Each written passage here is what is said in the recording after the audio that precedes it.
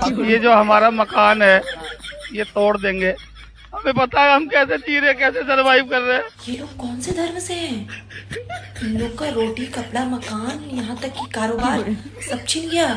इन लोग का धर्म बहुत कमजोर है यार। इन लोग का धर्म कमजोर हुआ तभी इनसे छीन लिया गया कि इन लोग को बस कमाने का लगा हुआ। धर्म धर्म लो, धर्म कमजोर हुआ तो छीन लिया गया ना। भाजपा का सपोर्ट आंख बंद करके किया करिए। गोबर का सेवन आंख बंद करके किया करे। यही एकमात्र पार्टी है जिसने पूरी दुनिया को बताया कि हिंदुस्तान हिंदुओं का है, क्योंकि गोबर ही अनभुक्तों का ऐसा प्रिय भोजन है क्योंकि कितना भी महंगा होने पर भी आसानी से खा सकते हैं। साले अरे मैडम जी, भाजपा कहती है कि यह देश हिंदुओं का है, तो बताइए ना, मुस्लिमों सिखों ईसाइयों का यह देश नहीं है? हैं? इतना गोबर काहे खाती हो मैडम जी? बीजेपी के कट्टर कार्यकर्ता थे भाई, मोदी का बड़ा भक्त था। मैं था भक्त थे, कार्यकर्ता थे, प्रचार किया, लेकिन अब विरोध में ही खड़े हैं आप। भक्त था, अंधा था। कहता हूँ कि मैं मोदी को समय वोट दिया और अंधा अंधभक्ति में दिया। आज मेरे को गोली मार दो, इस बात की सजा दे दो। तो दोस्तों, मोदी जी ने बंगाल इलेक्शंस में जाकर ब्लॉगिंग यहां पर स्टार्ट कर दी है।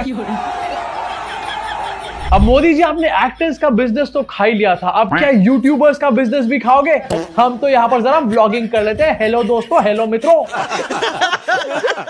यूपी के मेरठ में काफी कुछ हो रहा है। बीजेपी के सपोर्टर्स योगी और मोदी जी के अगेंस्ट नारे लगा रहे हैं। एक्चुअली मैटर यहाँ पर है मेरठ के सेंट्रल मार्केट का। सुप्रीम कोर्ट ने रिसेंटली एक ऑर्डर दिया जहां पर बहुत बड़े लेवल का इवैक्यूएशन और डिमोलिशन ड्राइव चलाई जाएगी मेरठ की सेंट्रल मार्केट में। एंड वहां के जो ट्रेडर्स हैं वो सड़कों पे उतरे हैं बीवी और बच्चों के साथ, क्योंकि उनकी दुकान भी जाएगी और उनका घर भी यहाँ पर जाने वाला है। योगी तेरे राज में कटोरा आ गया हाथ में, मोदी तेरे राज में कटोरा आ गया हाथ में, अमित शाह तेरे राज में कटोरा आ गया हाथ में। अच्छा।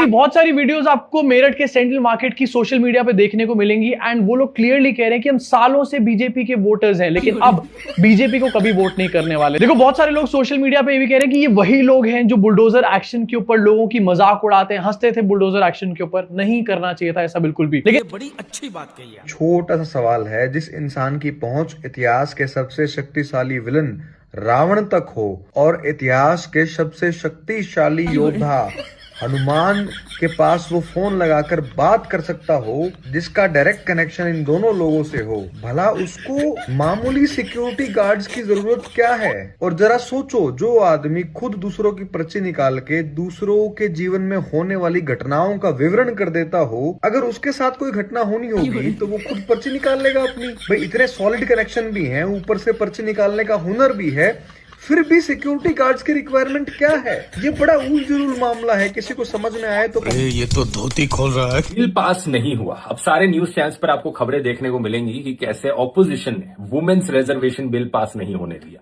हैरान मत होना, कुछ दिनों बाद प्रधानमंत्री भी अपने भाषणों में जाकर कहने लगे, मेरी माताओं बहनों, देखो कैसे ये औरतों के खिलाफ हैं, आप लोगों का बिल नहीं पास होने देते। लेकिन सच बात यह है कि वुमेन्स रिजर्वेशन बिल तो 2023 में पास हो गया था 454:2 के वोट के साथ। तब किसी ने अपोज नहीं किया था उससे।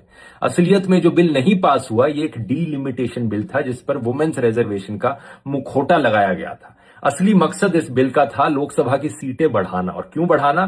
क्योंकि अगर एग्जिस्टिंग 543 सीट्स पर औरतों को रिजर्वेशन दे दी गई तो इन नेताओं को, इन पॉलिटिशियंस को अपनी कुर्सी छोड़नी पड़ेगी। ये लोग अपनी कुर्सी नहीं छोड़ना चाहते, इसीलिए इन्होंने कहा सीटें बढ़ा देते हैं और जो बढ़ी हुई सीटें हैं उन पर औरतों को रिजर्वेशन दे देंगे। अच्छा,